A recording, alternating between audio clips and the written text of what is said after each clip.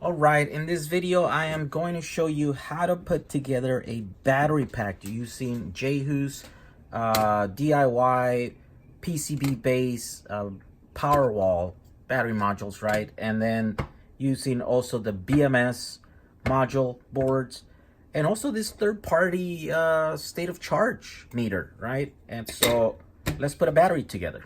All right, first we're gonna talk about populating the battery module, right? And so if you don't know where you can buy these or how do you put them together, check on the links below on this video. I have links to both of those, right? But once you get all the parts and you build all your modules like this or some form of variants like this, because there's also different ways that you can put them together, then you're gonna have to start populating them, right? And by populating, I mean you're gonna have to start putting your batteries in here, and there's a procedure to do that in a way that works best, right?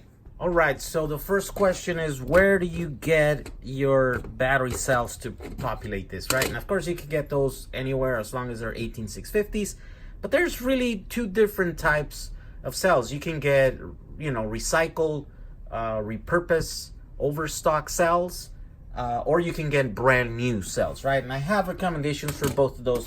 The easiest way, but not the most affordable way, is to go brand new cells, right? And at evwest.com we have two different types. We have NCR 18650DBs that look like this, and then we have Sony VTC6s, right? And so they're brand new cells.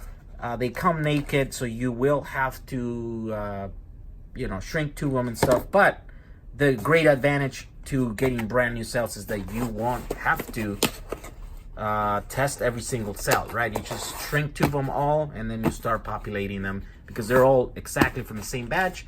They're all the same condition, and so then you don't have to spend any time testing cells.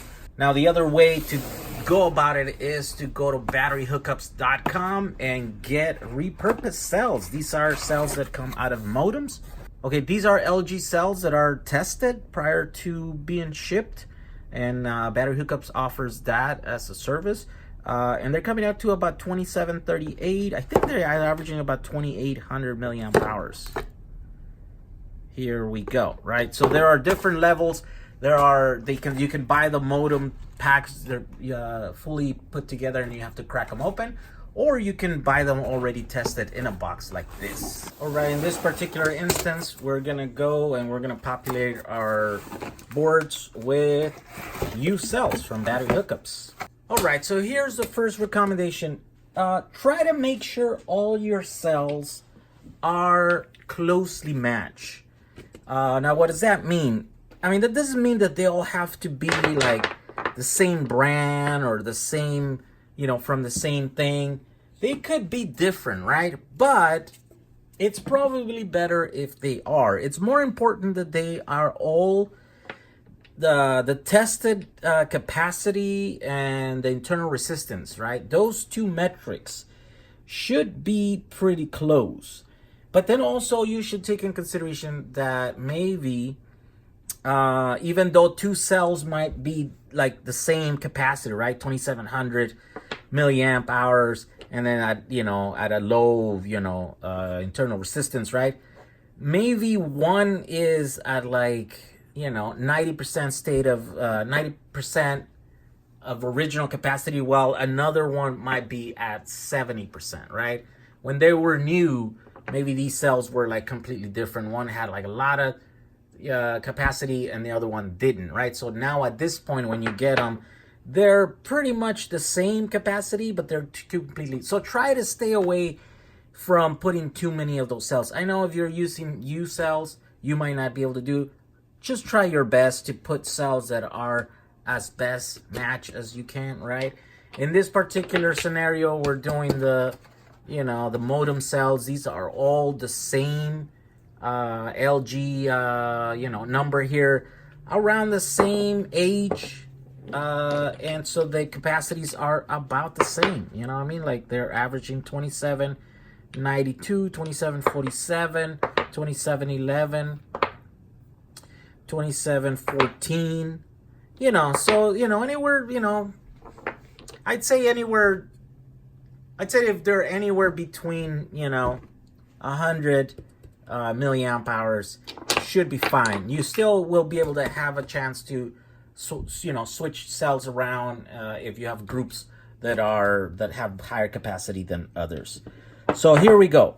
Once you have all your cells tested and ready to go, you know you have a bunch of good ones. Now it's time to start populating them, right? And so here we go. Another thing that you're gonna have to do is you gotta make sure that they're all around the same voltage. You can't, it's not a good idea to have a wide variance of voltage across these, because that just complicates things. There's gonna be a lot of power being transferred from one of the module to module and stuff, right? Here's a couple of tools that I suggest you get. One is gonna be this Battery Go BG-8S. This is a nice little monitor that will let you monitor the condition of the cells, the state of charge, and that's really important. It would also help you balance these once you set up your battery, your battery pack for the first time, right? If you got some imbalances in there, then this will let you just let it sit there and then balance it. So here's the other thing. You will need one of these tools here. Here's the number. You can find this at Amazon, and these are to put these little connectors that we have here, right? Grab a little piece of ribbon cable, and what you're gonna do is you're gonna make a little cable. So here we go. You put it like that, you squeeze it, right? And then you use this, guys. Yeah, there we go. And what this guy does, it just squishes it there, and it makes sure it does it in a pretty straight fashion. It's the easiest way to crimp these guys, right? So then what you do is you need to get another one. All right, here's the second one. You put it in there, and then you crimp it. There we go. So now you have a little cable like this. Here's another two of these. This ones you will get with your kit here. I would suggest you get some extra ones, at least a couple of them, and then you get one of these single ones that will allow you to just make this little tool here, right? And that's just basically you solder them into the side there. And basically this is kind of an adapter. You use this to connect this guy, and then that'll help you check these out. All right, here we go. All right, so we have an imbalance here, 400 millivolts. That's kind of high, right? So that's cell number 1, which is this one. That means this cell is quite different than all the other ones. Let's change it up. Put that one aside. Oh, this one's 25, right? So we need 2700. 0, 25, 25, 2750. There we go. This one is similar. And look at that. 100 millivolts. I'd say you don't want to be more than that, right? I'd say this is pretty close there. And you're around 28.7, okay? Let's populate another board. Oh, this is a 27. What am I talking about? Here we go, 27. Here we go, 27. 27. This is 26. 27.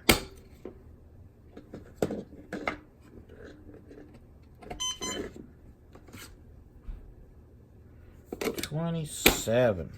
Ooh, those are all over the place. 25. What is this? 27. This is 27. What is this? 2100? 27. Okay, so here's the second one. Oh yeah, there's a couple of them that are bad, right? 4.1. That's about what we want. 4.1. So number one, it's a 3.8. That's too low. Let's find another one. There's another 2700. Make sure you put them the right way. I almost did it backwards there. Okay, there we go. Now let's try number 4. 1, 2, 3, 4. Here's another 20. This is another 25. 25. 27. There we go. Okay, you'd have to restart this guy every time. What? Number 4, it says 0. Okay, maybe that's a bad cell.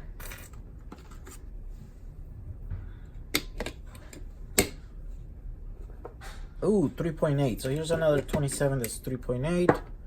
We'll set those lower over there. 27. Here we go. There we go. 144. Right, so 144. The number 1 cell is still kind of low. Let's try and see if we can get a higher one. Here's another 27. Right, so here we go.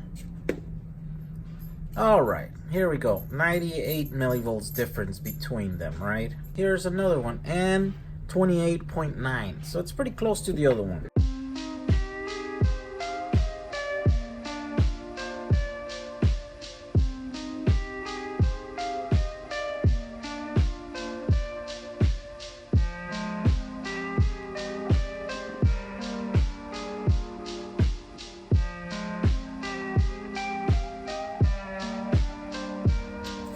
Alright, so now I have a bunch of these modules ready to go. They're all around the same voltage. They're all, with cells that are, very closely matched together. So now we start putting the battery pack together. And the way you do that is by stacking these boards, right? My particular design right now for this battery is going to be one that plugs into another one in parallel. So that's why I have this cable here, right? You can put an XT60 connector here. You can put an XT6090 connector. You can do all kinds of things with these. You can use these guys right on the front here, and you can use those as terminals. There's all kinds of ways that you can go about it, but this is just one way that I'm gonna go, right? This is gonna be the first one on the very bottom, and I'm gonna use these guys. These are like little standoffs. They're short standoffs made out of nylon, and they're plastic, so they're non-conductive. So I'm going to use those at the very bottom. You might have gotten these in your kit. You might not. It just depends when you order it and when we were shipping these. But if you have them, then you can use them. If you don't, then you're going to have to source them. There'll be a link on the bottom of this video in the description so that you can get them. So here we go. This is our first module.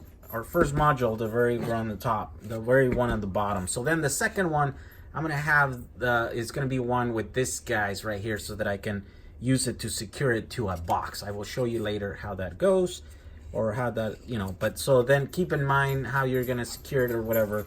So we mount that in the front here. There we go. Then you're gonna use your included 25 millimeter times M4 standoffs, right? And then you put those on there. Here we go.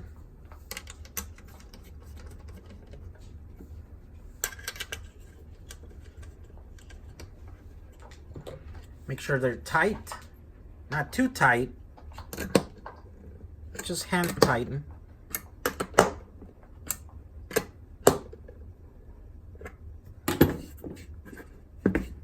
There you go. Let's do another one. This one is one of the regular ones. It doesn't have anything other than the fuse and the connector and the battery holders.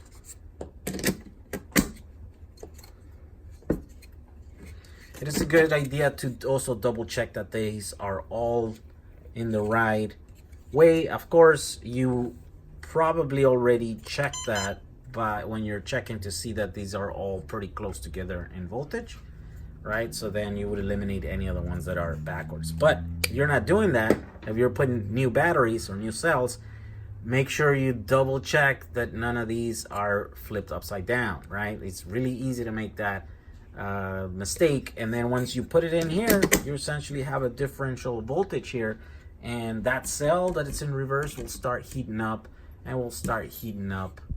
and that could cause problems.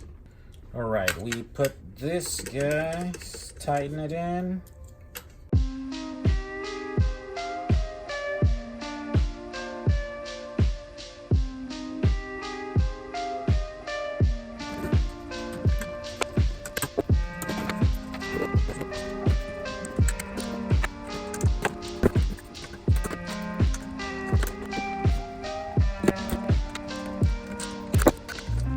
Right about this point, we have 9 of these boards assembled together in a pack. We're ready to put our 10th board.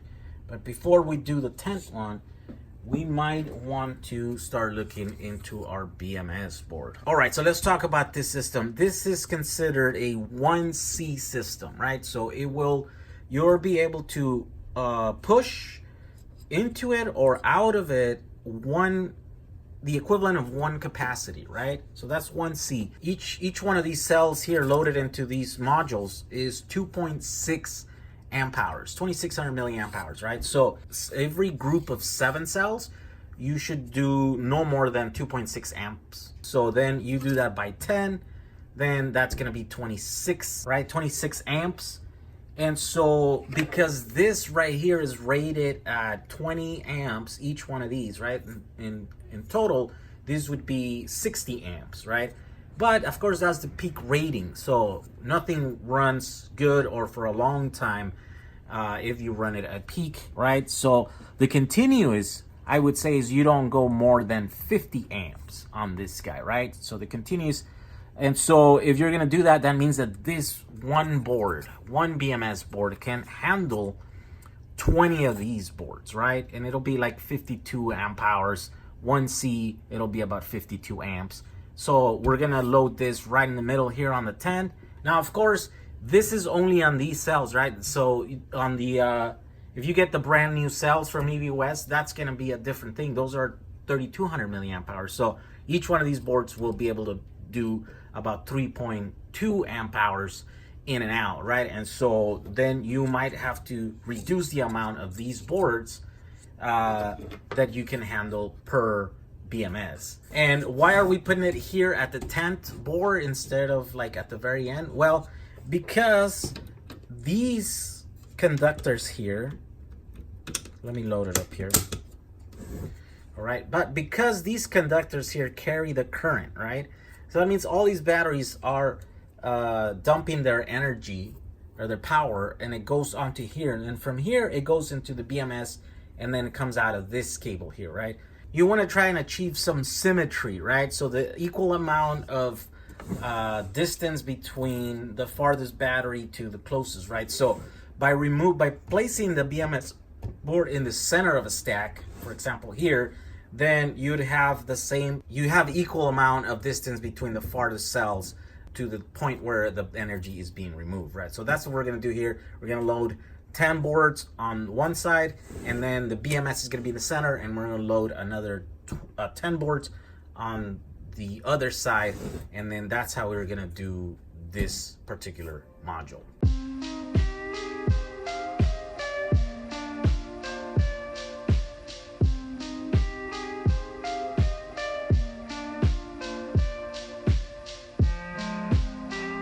Alright, so here's our pack ready to go. On the particular application that I'm doing right now, it requires for this to be a little bit heavier on this side, to have a little bit more boards on this side than on that side. But on yours, you might be able to put this right in the center, which will be better, right? So the next thing to do is to make the cable, the ribbon cable, to connect all of these boards together. So basically to connect cell number 1 to cell number 1 to cell number 1 across all of the 18 boards that we have here, right? So in order to do that, we're gonna need about 18 of these guys. These are the little connectors that you got with your kit. So let's see how we're gonna do that. You gotta slide these, all 18 of them, facing the same way, right? They'll have the little knob here, the little notch facing out. Right, so then we do that. All 18 of them. All right, here we go. There's all 18. All right, for this next step, I suggest making a little spacer like this, just out of cardboard. I made it 1.5 inches, a little bit lighter than 1.5 inches, or about 40 millimeters. Then I did a little notch there to allow for the little, the little notch on the actual connector there, right? So what you do is you put the connector there. You put the first one, and then you use your pliers here, or this tool, crimping tool. Crimp. There we go. So then you set this next one as the spacer. I do have to specify that these measurements are if you're using the connectors that are straight like this and not the 90s, right? The 90s we'll put the connector out on a 90 like this, as opposed to being straight up sort of like this one. And the reason why I'm doing that, I'm using this, is because this goes on a box that is really tight, and so having it straight up like this saves a little bit of room, but it requires you to use more of this ribbon cable, and it's a little bit harder to put together, right? So if you're bought the kit, you most likely are gonna have these 90, right? And so this distance here is gonna be different, so you're gonna have to figure that out on your own. It's I think about 1 inch or about 25 millimeters. All right, so carry on. You put the spacer, you do the next one here, the next one, the next one, next one, next one, next one. Here we go. You put the little spacer, then you press down, put the little spacer, press down, press down, little spacer here, press down, press down. There we go. So now that the spacings are correct, then I can go back and crimp all the cables. There's one.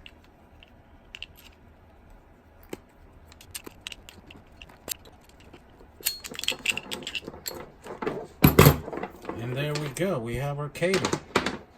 So here's how you install this cable here. What you have to do is you have to bend these guys like that, right?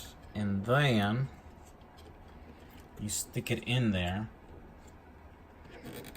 and then you push it in. And then you do the same thing on this guy.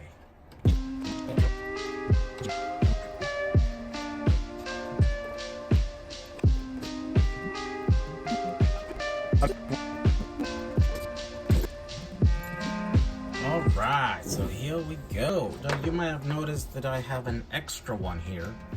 Let me show you why. Okay, that's because we're gonna use this guy. You need to make sure and you don't connect this and then mess around and then touch these, right? Because if you touch any of that stuff, it's gonna mess up the ICs here. So I've done that a couple times, so don't make that mistake. All right, so here it is. I mounted it here. Let's connect it and see if we get our state of charge. Look at that. All of those lights came up, which means this is pretty much fully charged pack. You should be able to load it up. So let's test this guy. I'm leaving this long because then it allows us to install this state of charge somewhere else, not just on the top of this board. But you could just also leave it like that if, for example, you're gonna set your, you know, your batteries maybe on its side, right? If you were gonna do that, for example, there, then you know you could have a visual look at how the batteries are doing. In fact, that's how we're gonna test them. Let's put them right here. All right, here's our battery pack, 7S 16P, 16 modules in parallel. This is a 1,000-watt inverter. I don't think it's gonna hit 1,000. It's probably gonna be like 800. Let's see how it does. It's ramping up. 4, 6 amps, 10 amps, 17 amps. Ooh, 20 amps. 50 amps, 59 amps.